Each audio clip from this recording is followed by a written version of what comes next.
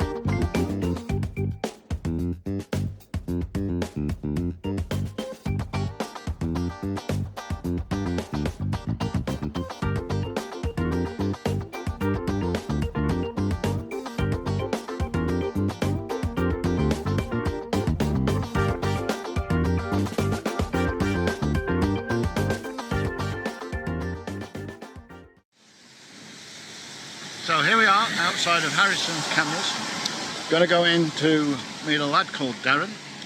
Hopefully he will walk us through all the options that we have in front of us and maybe decide which is going to be the best camera for a new YouTube channel. So here we are at Harrison's Photography and I'd like to introduce Darren. Thank you very much for taking the time to show me and demonstrate all the various cameras. The reason I'm here is we're starting a brand new YouTube channel. So it was about at this point that a customer came in and insisted on shouting, basically making this part of the video's audio channel unusable. I was just starting to explain to Darren the premise of the channel, in that could three old farts make a record and get it into the charts, and that it was our intention to document the process in both the recording of the music and the behind-the-scenes style documentary of recording a music video. And I was also saying that we were starting this journey off with just a GoPro 10 and my phone. Give me the virtues of a GoPro 10. Well, obviously the main purpose of a GoPro is that they're, waterproof, hard wearing.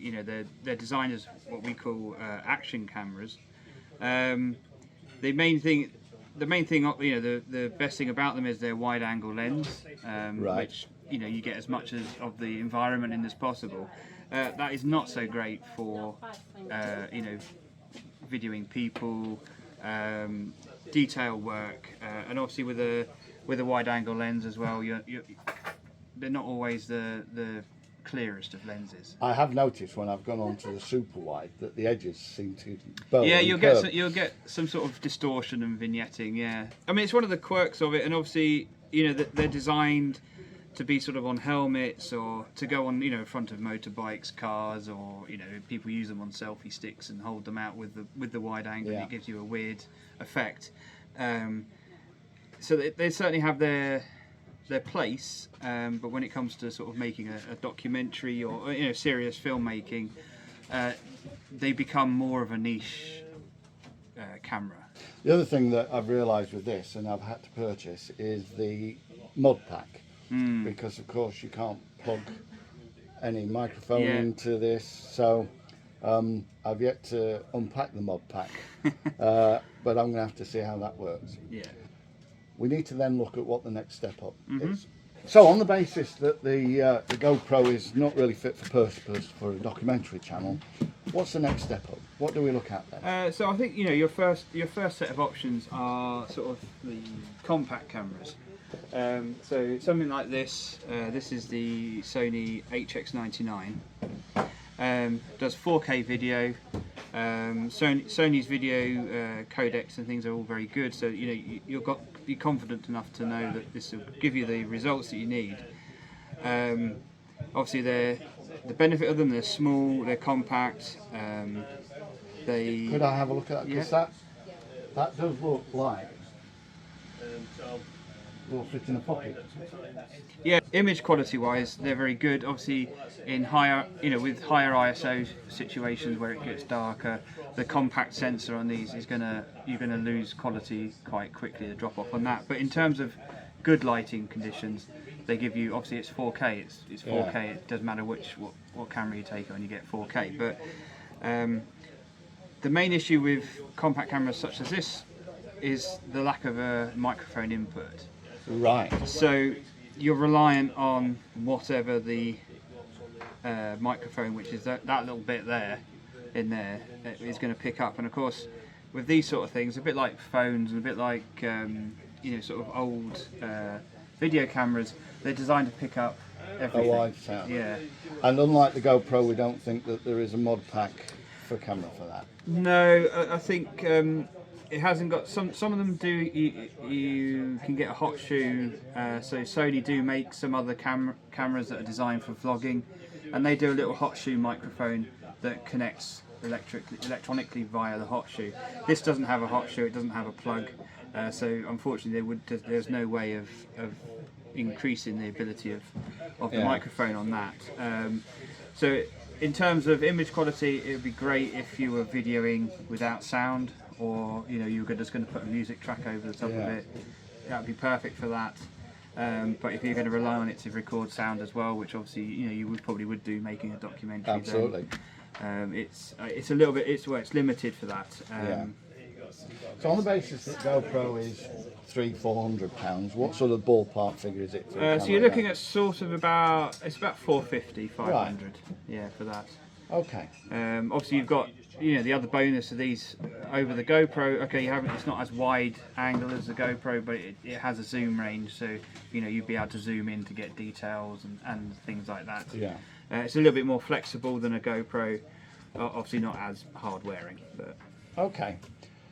But without the ability to put a lavalier microphone on, it's probably not going to be absolutely fit for purpose. Yeah, it just restricts you. There's obviously ways around it, but it restricts you.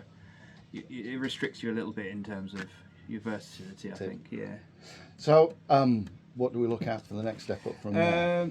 The next step up, you're then going to sort of look at crop sensored mirrorless cameras. I've got a couple here that we can look at. So you've got so these are what we call crop sensor mirrorless cameras. Obviously traditional DSLRs, they'd have a mirror that flips up and down. Yes. Obviously a lot of them do video and do high quality video, but mirrorless is just a lot more streamlined, a lot easier. So explain to me what crop censored is. So it's sort of left over from the advent of digital photography. They sort of based the original sizing structure of digital sensors on 35mm film. So a crop sensor is basically a 1.6 or 1.5 crop of a 35mm piece of film. So if you imagine, you had a piece of film, the crop is sort of like, a bit of that. Full frame cameras, the sensor is roughly the size of a 35mm frame of film. People are moving away from that. The Sony that we looked at earlier has a 1-inch sensor, so that is obviously their own sort of, it's a bit bigger than what you find in a normal compact, but obviously smaller than what you get in these. So with these, yes, unlike DSLRs, you have no mirror box, so the sensor's right there. It makes it easier for autofocus quicker. Can I have a look at that one? Yeah. So that's the Canon M50. Oh, and they are so much lighter than the DSLRs, yeah. aren't they? That feels quite comfortable in the hand. And obviously with these sort of things as well, most of the lenses are made more for video nowadays. So that's got an STM motor, which is Canon's sort of stepless motor, autofocus motor. Right. So when it's trying to find something to lock onto, it goes through a very smooth range rather than traditional lenses which jump focus points. Yeah. Now I've got a little Rode boom mic that would fit into that shoe. On these cameras, does it have the facility then to plug that microphone into the camera? So with these ones, you do have a mic input on the side, right, which is there. So yes, you would be able to put your Rode mic in and plug it in.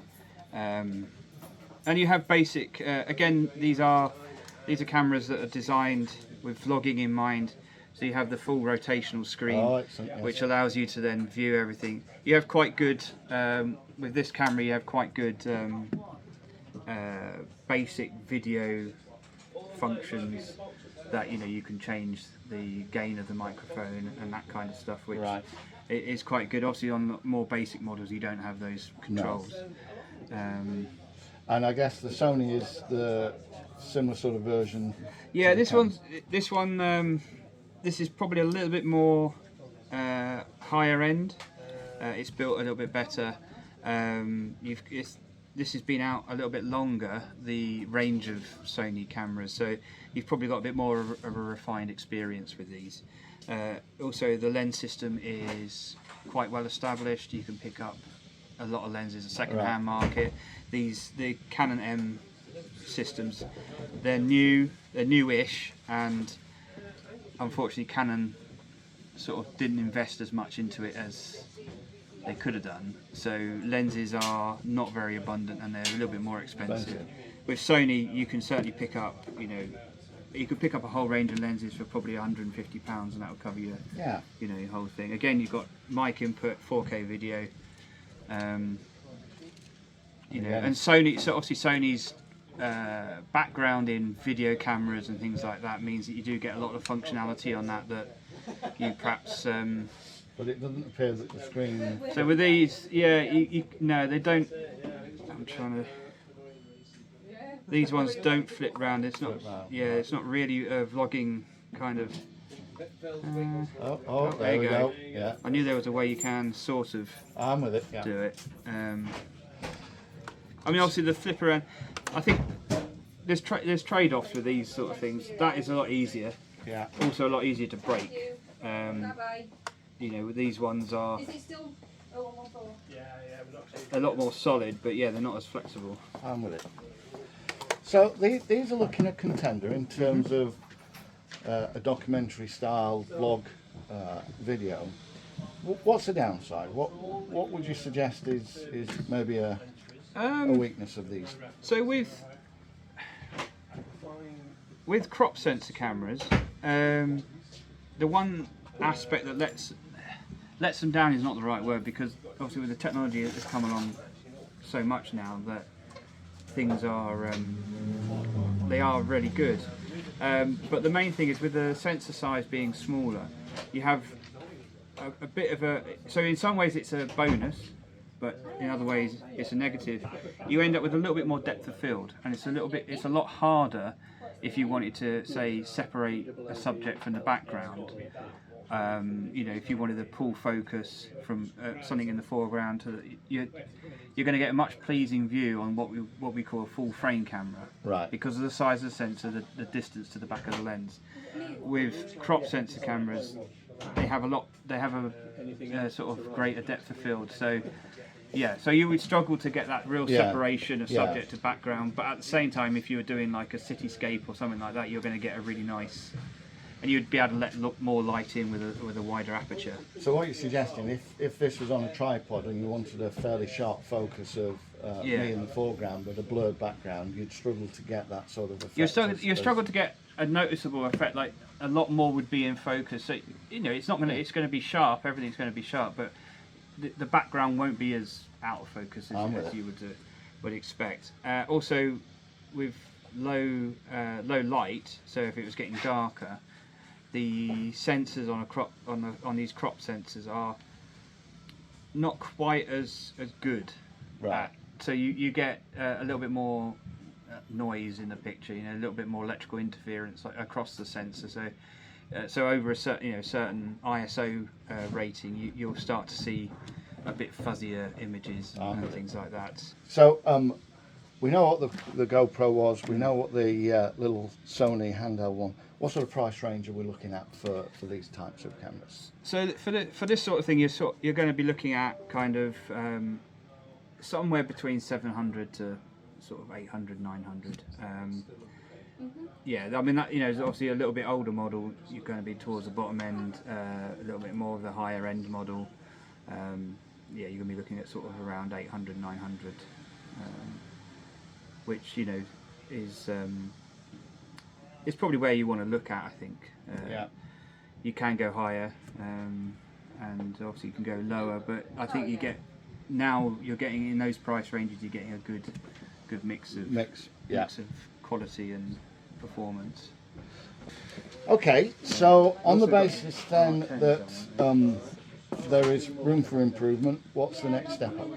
So with what I would say, the next step up, it's still a crop sensor, but the Canon R10 is a brand new, you know, was only released a couple of months ago.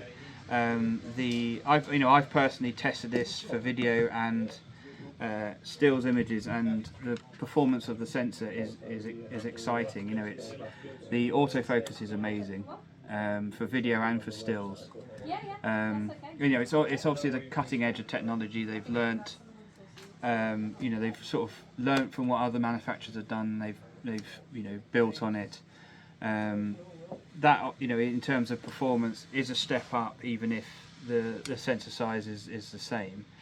And it's got also, you know, it's got a lot of video functionality built into it as well. You know, it's been thought as a sort of mixed media camera.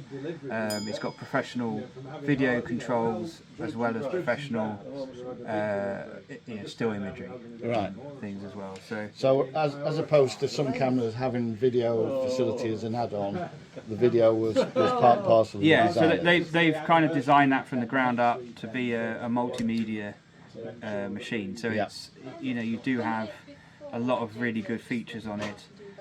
You've got, you know, color grading built into it. You know, you've got sound audio controls. You've got basically different, and then you've got all the state-of-the-art autofocus modes, which you may or may not use, but it's good to have. You know, so they've got like panning mode and things like that, where it will track a car or can track a bird's eye or something like that. You know, all that kind of stuff, which can be used in both video and stills. on the basis that we know that they're, somewhere between 700, 800, 900 pounds, what sort of cost are we talking about for the newer version of the So R10? for the R10, you with a lens, you're looking at you're looking at 999, so just under £1,000. Which again is why it's easy to recommend, because you're getting quite a lot for your money. They've sort of placed it in their range of sort of enthusiast DSLR cameras, and obviously it keeps them competitive with the higher end Sony cameras as well. Well, while we've got these out, one thing we haven't discussed is what medium do these cameras actually record onto? So they all record onto SD cards now. All SD cards. I mean, there's a few higher end stills cameras that use CFast or Compact Flash Express, things like that. But generally, most sort of cameras like this will use SD cards. Right. And I guess you can plug the camera directly into a computer to download that SD card. Yep. Yeah. They're all USB. Obviously, you can also take your card out, stick it into the computer. Okie dokie. Do you actually sell SD card readers as well? Yeah. So if the computer doesn't have an SD reader in it, we can purchase. But I mean, from straight out of the box, they all have Wi-Fi capabilities as well. So you can obviously connect it up to your phone, to an iPad, to something like that, and be able to transfer the pictures off of the camera. But straight out of the box, they all come with a USB cable. So right.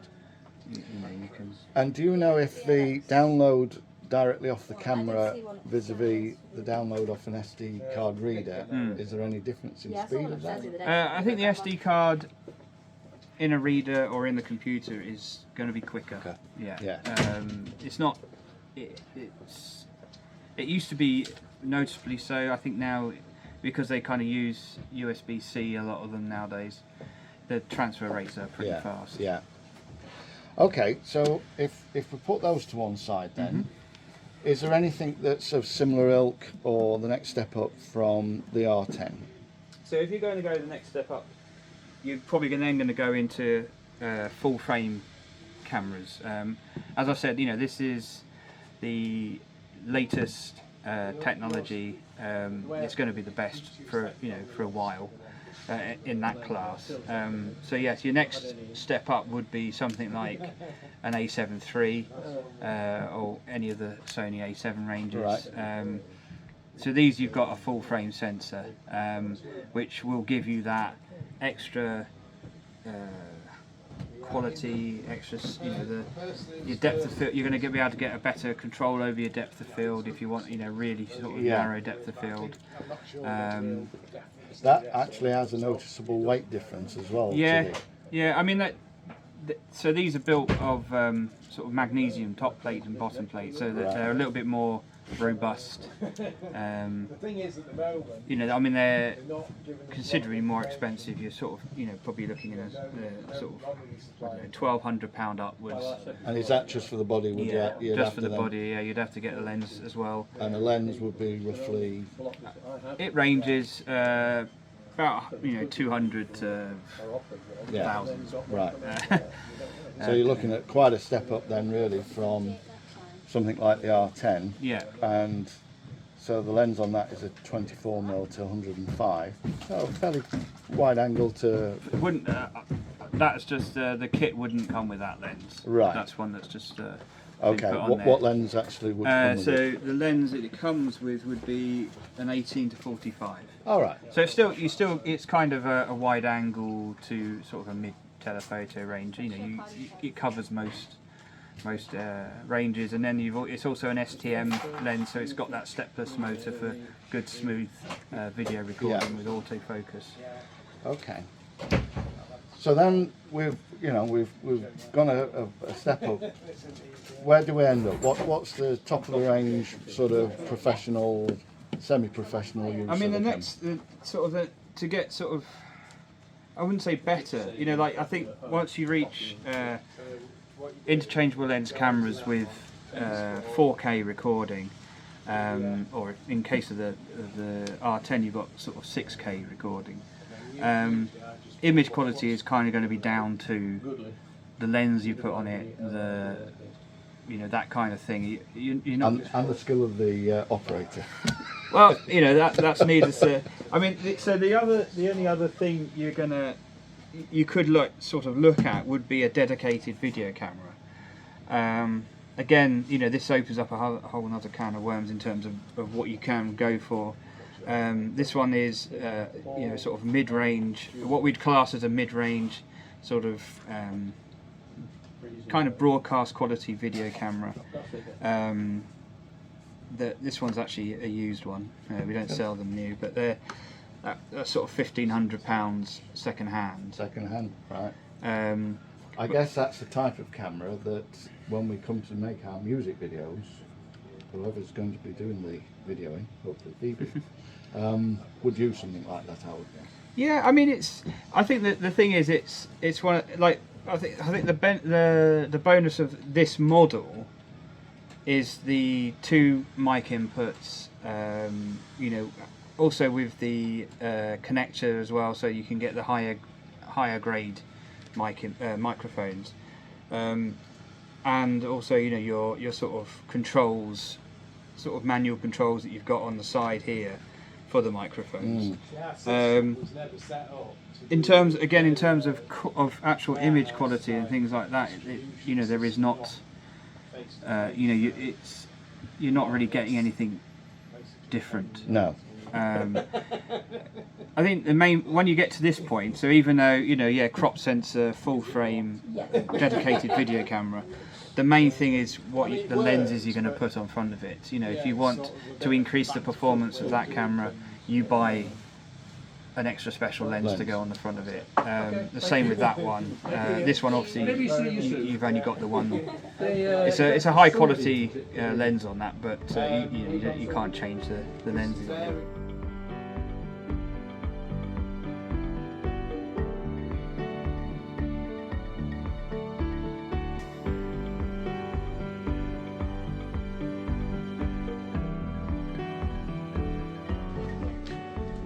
So there we have it, folks. There's the options. Put down in the comments below which one you think we should choose. And I would like to thank Darren for his time. And you were telling me, Darren, that Harrison's have their own YouTube channel. That's right. We yes, Harrison Cameras. We do sort of product reviews, product launches, just fun photography related videos. It's quite new at the moment. We're just getting started, but just like us, a new YouTube channel. It's going, it's going well so far. Yeah. Well, I'll put a link in the description below. And once again, I'd like to thank you for your time. And yeah, we've got a decision to make. Good luck. Thank you very much.